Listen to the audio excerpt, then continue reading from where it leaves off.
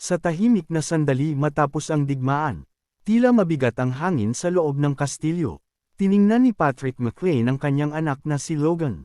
Sinabi niya kay Logan na ngayong nalutas na ang kagyat na problema tungkol sa mga Kalia Knights, dapat na itong magpahinga. Sa kabila ng tagumpay, nag-aatubili pa rin si Logan na iwan ang kanyang mga tungkulin.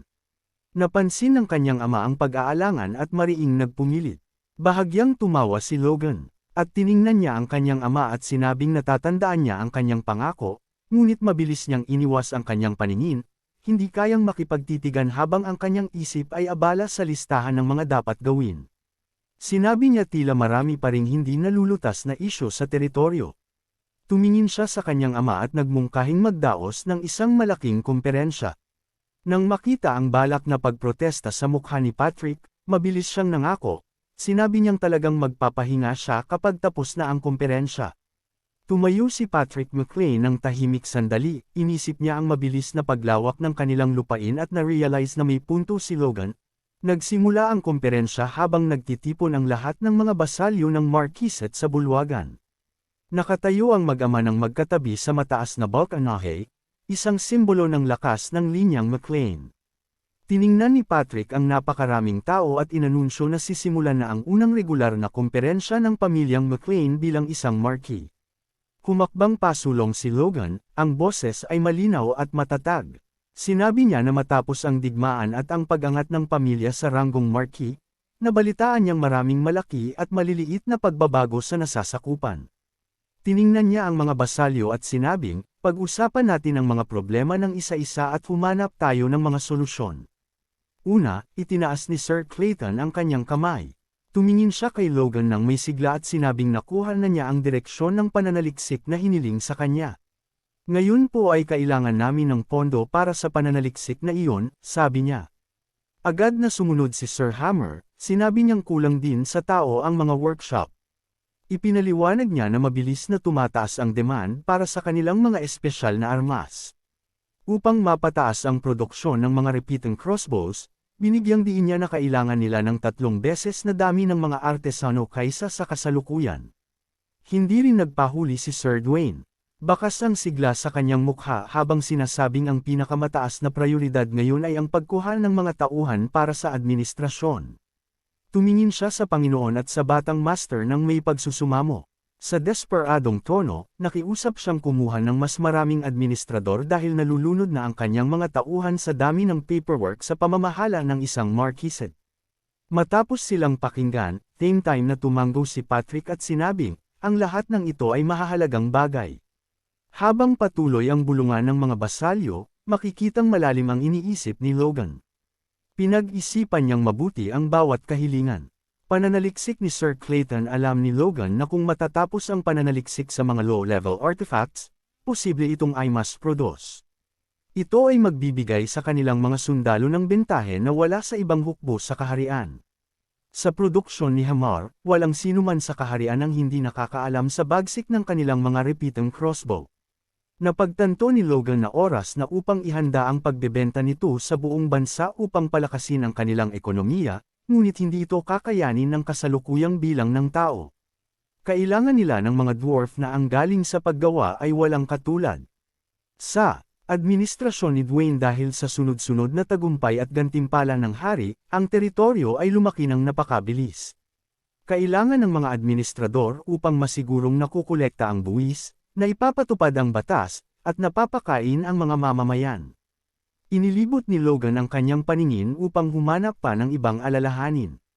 Nagtanong siya, mayroon pa bang ibang agenda? Napansin niya ang kanyang nakababatang kapatid na si Ron Ian sa gitna ng karamihan. Sinusubukan ni Ron Ian na magtago, ngunit masyadong matalas ang pakiramdam ni Logan. May sasabihin ka ba? Tanong ni Logan. Bahagyang nagulat si Ron Ian at napaigtad ang kanyang mga balikat. Noong una ay nagatubili siya, tila naghahanap ng tamang salita. Nakita ito ni Logan at ngumiti ng may paghikayat.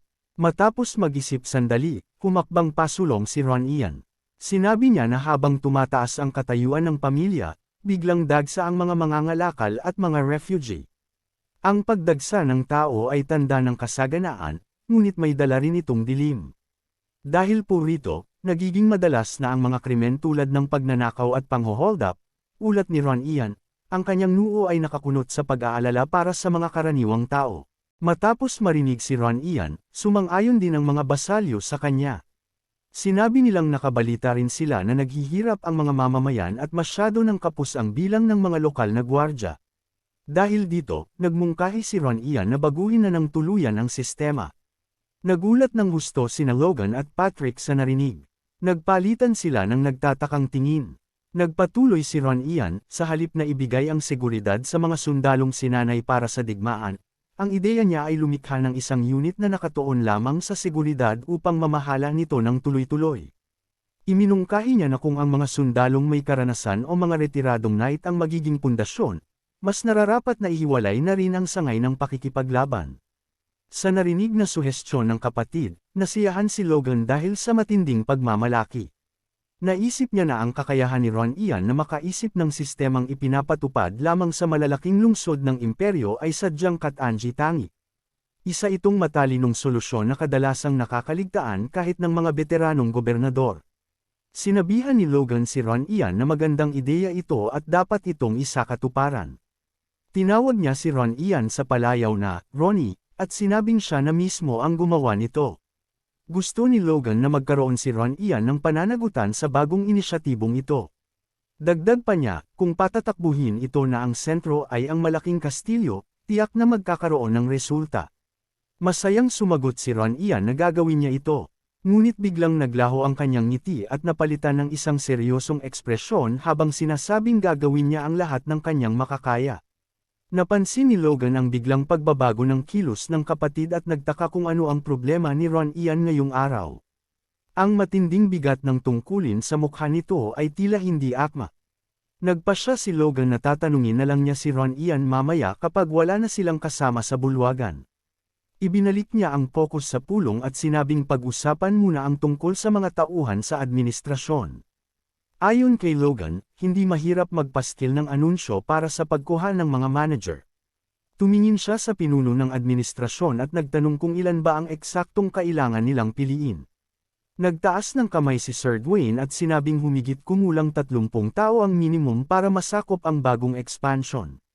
Idinagdag naman ng isa sa mga tauhan ni Dwayne na dapat ay mga manager na ito na handang isabak agad dahil wala na silang oras para sa mahabang pagsasanay. Habang nakataas ang daliri para bigyang diin ang punto, sinabi ni Sir Dwayne na may isa pa siyang mungkahi. Tumingin siya sa paligid at naging seryoso ang mukha. Gaya ng alam nating lahat, ang mga basalyo sa silid na ito ay mga taong mayroon na tayong tiwala. Sumang-ayon si Logan at sinabing ang tiwala ang pundasyon ng pag-angat ng pamilyang McLean. Iminungkahi ni Sir Dwayne na mula sa mga narito, pumili sila ng mga tauhan na mamamahala at magbabantay sa bawat probinsya.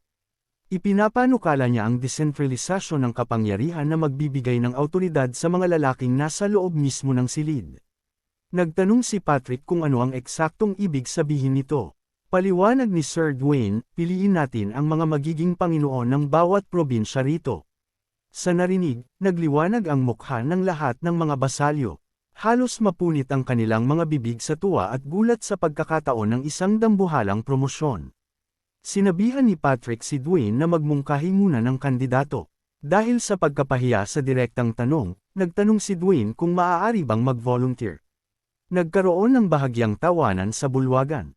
Habang tumatawa rin, dinurog ni Patrick ang pangarap ni Dwayne nang sabihin itong hindi siya kasali, dahil kailangan niyang bantayan ang pangkalahatang pamamahala sa pangunahing kastilyo. Nagtaas ng kamay si Damian at sinabing mayroon siyang opinyon. Aniya, kahit may mga rekomendasyon, kailangan nila ng pamantayan para masigurong maayos ang pamamahala sa mga probinsya. Iminungkahi ni Damian na para sa mga bagong sakop na probinsya ng Kalia at Terran, ipadala ang mga kasalukuyang kabalyero. Tanong ni Patrick, ang ibig ba niyang sabihin ay ang mga knight? Sumagot ng positibo si Damian at sinabing ang mga bagong sakop na lupain ay tiyak na may sariling lokal na alyansa, lalo na sa mga rehiyong naging kaaway kung saan sariwa pa ang alaala ng digmaan. Maaaring magpabe ang mga sundalo kung mahina ang pamumuno. Kaya kung ang Lord ay isang knight na may sapat na antas, mapapanatili nila ang kaayusan sa pamamagitan ng lakas at disiplina. Sinabi ni Patrick na magandang ideya ito at isasaalang-alang niya. Tuwang-tuwa si Damien at paulit-ulit na nagpasalamat. Napabuntong hininga si Logan habang iniisip ang potensyal ni Damien. Ang strategist ng Independence Army mula sa kanyang nakaraang buhay, isang lalaking dati ay nagpapakilos ng mga hukbo, ay tuwang-tuwa na ngayon dahil lang sa isang ideyang tinanggap. Hindi makapaniwala si Logan sa laki ng pagkakaiba. Ang Damien na kilala niya ay malamig at kalkuladong mastermind, hindi ang sabik na besalyong ito. Nagpasya si Logan na bibigyan niya ang kaibigan mula sa nakaraang buhay ng posisyon na magpapahintulot dito na gamitin ang talento nito ng lubusan. Inanunsyo ni Patrick McLean na base sa opinyon ni Damien, magdedesisyon na siya sa mga magiging lord. Sinabihan niya ang lahat na magmungkahi ng mga taong naiisip nila. Nagkagulo ang buong silid sa sigla. Isa-isang nagtaas ng kamay ang mga basalyo at nagsimulang irekomenda ang kanilang mga kasamahan at tauhan. May nagmungkahi kay Sir Rugelhus dahil sa katapangan nito sa nagdaang siege. Ang isa naman ay kay Lord Carandoyle para sa katatagan nito sa administrasyon, at kay Lord Rector mula sa Old Beffrose dahil sa malalim na ugat nito sa rehiyon, at marami pang iba. Nang makita ito, tumawa si Patrick at sinabing napaka-enthusiastic ng lahat. Sabi naman ni Logan, syempre, isa itong posisyon na halos kapantay na ng pagiging isang noble. Pagkakataon ito ng panghabang buhay para sa marami sa kanila. Pinagmasdan ng ama ni Logan ang sigla ng kanyang mga basalyo ng may pagmamalaki sa kanyang mga mata. Sinabi niya na 3 taon lang ang nakakaraan, sila ay isa lamang mapagpakumbabang kastilyo, ngunit ngayon ay lumaki na sila ng ganito. Ipinatong ni Patrick ang kanyang kamay sa balikat ng kanyang anak at sinabi kay Logan na ang lahat ng ito ay dahil sa kanya. Isang mainit na ngiti ang sumilay sa mukha ni Logan. Lumipat ang eksena sa kabisera, sa loob ng palasyo ng hari. Ang Sword Duke, ang maharlikang tagapayo ng hari, ay naglalakad patungo sa silid ng hari. Pagdating sa pinto, napansin ng Sword Duke na balisa ang gwardya, hindi ito mapakali at hindi makatingin ng diretsyo sa kanya. Hindi pinansin ng Duke ang kaba ng gwardya at nag-anunsyo siya ng kanyang pagdating sa boses na hindi matatanggihan, sabay hiling ng pahintulot na pumasok. Mula sa loob, sinabihan ng hari ang Sword Duke na pumasok. Sa pagpasok ng Sword Duke sa silid, agad na nagbago ang kanyang ekspresyon. Napakunot ang kanyang ilong sa pandidiri. Nang tumingin ang Sword Duke sa hari, nanlaki ang kanyang mga mata sa gulat. Ang hari ay kitang-kitang lasing. Napansin din niya ang bote ng alak at baso sa tabi ng hari. Tinawag niya itong, Your Majesty, at tinanong kung bakit ito umiinom ng alak sa gitna ng tanghali. Ngumisi ang hari, sinabi nito na magsisimula na naman ang, istriktong tagapayo, sa kanyang pagsesermon. Nakiusap ang Sword Duke sa hari na huwag uminom. Nang labis dahil natatakot siya para sa katatagan ng trono. Tinitigan nito ang kanyang baso, tinawag niya itong alay para sa kanyang kapatid na namatay ng walang saysay. Sabihin na lang nating isa itong ritual ng pagpapalaya sa aking nakakasakal na nakaraan, bulong nito. Nagpatuloy ang hari, sinabi niyang buong buhay siyang nakakulong sa anino ng kanyang mga kapatid, nagpupumilit mabuhay sa ilalim ng kanilang mga luho at ambisyon. Ngayong nakamit na niya ang kalayaan at ang korona, tinanong niya kung hindi ba niya pwedeng tamasahin ito kahit kaunti. Pakiramdam niya ay pinaghirapan niya ang bisyong ito matapos ang maraming taon ng takot. Nang magsasalita na sana ang Sword Duke, pinutol siya ng hari. Nagtanong ito nang may kawalan ng pakialam, pero anong nagdala sa maharlikang tagapayo rito? Bago pa makasagot ang Sword Duke, isang boses mula sa labas ng pinto ang umabala sa kanila. Mahal na hari, dala ko na po ang inyong ipinag-uutos. Nang marinig iyon, tumayo ang hari sa tuwa, pinatuloy niya ang tao. Sa pagbukas ng pinto, pumasok ang maraming magagandang babae na may mapanuksong mga suot. May dala silang mga tray ng masasarap na pagkain at mas marami pang alak. Dahil dito, lubos na nagulat ang Sword Duke at tinanong ang hari kung ano ang ibig sabihin nito. Ito ang alak na binanggit ko kanina, sabi ng isang hindi kilalang lalaki habang humahakbang pasulong. Ibinuhos niya ang alak sa baso ng hari. Sa pagkakita rito, nangilabot ang Sword Duke sa galit. Sinabi ng hari sa Sword Duke na malamang ay ngayon lang nito nakita ang lalaking ito. Ngumiti siya sa bagong dating. Ipinaliwanag ng hari na ang lalaking ito ay dating isang hamak na taga-sulat sa departamento ng palasyo, isang mababang posisyon na bihirang makapasok sa loob ng silid. Ngunit ayon sa hari, may talento ang lalaking ito na unawain ang puso ng mga tao. Dahil sa kakayahang ito, pinili siya ng hari bilang bagong Chamberlain. Sa isang mapanlinlang na ngiti, ipinakilala ng lalaki ang kanyang sarili bilang Cleo at binati ang Archduke. Sa pagkakita sa kalagayan ng hari, ang alak, ang mga babae, at ngayon ang kainahinalang bagong paboritong ito, lubos na nadismaya ang Sword Duke. Napagtanto niya na ang kahariang kanyang pinagsisilbihan ay unti-unti nang nahuhulog sa ibang uri ng kadiliman.